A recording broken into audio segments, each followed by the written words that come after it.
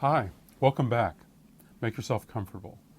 Now let's see how the commercial revolution and the military revolution played out in two important pivotal places in world history in the late 1700s, India and North America. Let's set the scene in the struggle for India in the 1750s and 1760s. The East India Company has their man in their outpost in Bengal. Their man is Robert Clive. Here's Bengal, right over here. Let's take a closer look at this map. The key trading post is called Calcutta, now an enormous city.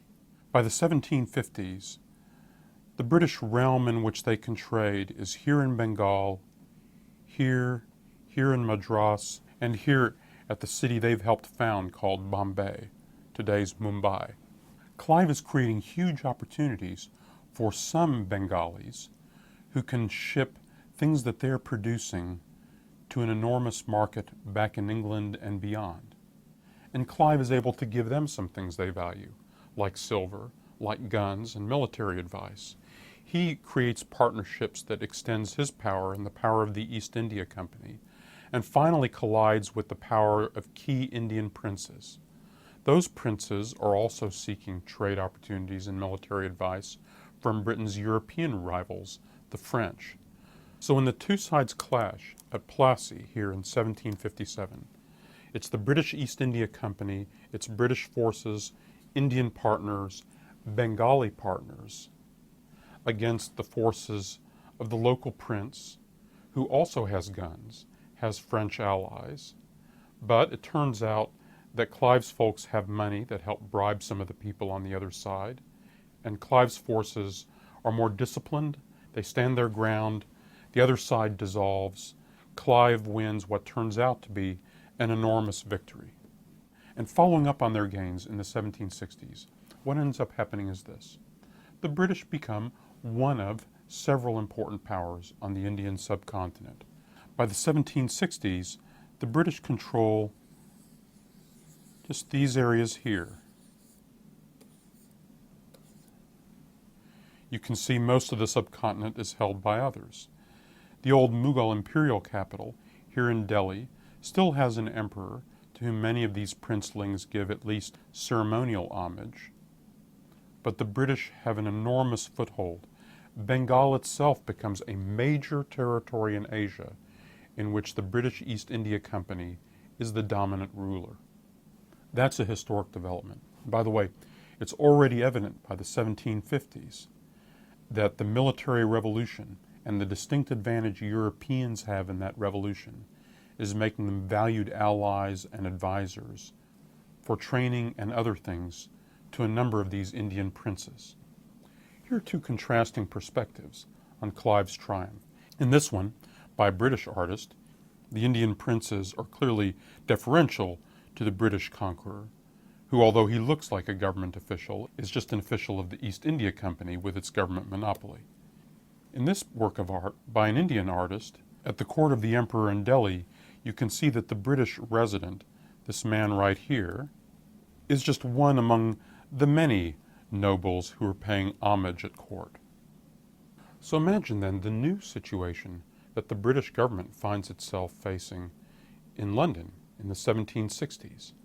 They now have a substantial domain in India, in Bengal and elsewhere. What are they to do? Do they leave this domain mainly in the hands of a private company? Do they bring it under firmer government control? The way the British government ends up answering those questions later in the 1700s and the beginning of the 1800s, that will end up determining the future of their enterprise in India. But that's really a subject for later. The point for now, though, is they've gained a place. And their immediate solution is the state accepts responsibility as a key power in India. Britain appoints a governor general who will take charge of the different company-controlled domains. They assign more of their military power to support this effort. We'll see more about how that unfolded later on. But the other critical development in the 1750s and the 1760s was a battle going on for dominance in North America. Again, to set the scene, British settlements from the Atlantic coast penetrating inland, French settlements, smaller settlements, along the St. Lawrence Seaway, the lakes with French forts, the French setting up their forts, both sides launching probes to extend the limits of their claims. The British with forts here and here, here. The French building forts of their own, as you can see here. A direct confrontation between the forces occurs here, now the site of a national park in the United States. And actually the American surveying party is led by a colonel in the Virginia militia, a young George Washington. He encounters a French party led by a man named Jumonville. Washington and his Indian allies encounter the French, and one of Washington's Indian comrades proceeds to split the French officer's head open with a tomahawk. That sets off a conflict in 1754 that will reverberate around North America and quickly cross the Atlantic and become part of a war in Europe as well. Indeed, the battle between the French and British and their Indian allies at Plassey in 1757 was also part of this global struggle, finally resolved by a peace treaty in 1763. The British and French battles in North America had been touch and go. Finally, the British achieve a decisive victory here, just outside the French capital of Quebec, in the battle on the Plains of Abraham. This romantic painting by a British American named Benjamin West romantically commemorates the occasion of the victory, with the British General Wolfe dying at the moment of his triumph. You can see his aides gathered around him and the Indian ally pensively looking on. If we take a close-up, let me show you one of the secrets of the British success in that battle.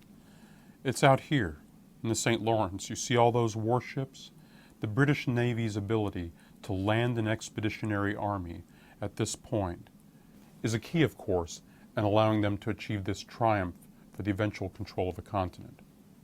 Here are the results then of the 7 Years' War in 1763. The French and Spanish used to surround the British position in North America on the west, and even here from the south. After 1763, the French give up their position on the North American mainland. The claim of this large area turned over to New Spain. The British lay claim to all this remaining territory. The French are off the North American mainland, for now anyway. Here's a contemporary map that has the value of showing you how the British themselves perceived their gains at the time.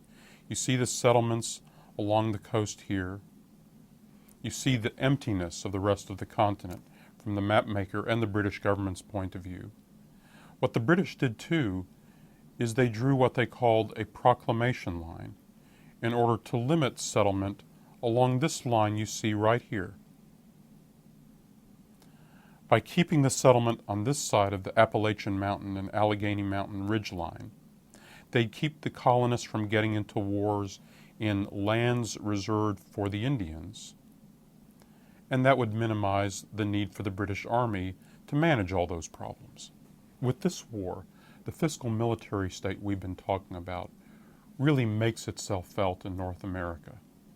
The British Crown is empowered by a powerful army, enriched by its trade monopolies, and it seeks to tighten those trade monopolies on North America and get the colonists to help pay for the costs of the military that has to be stationed in North America to protect these gains.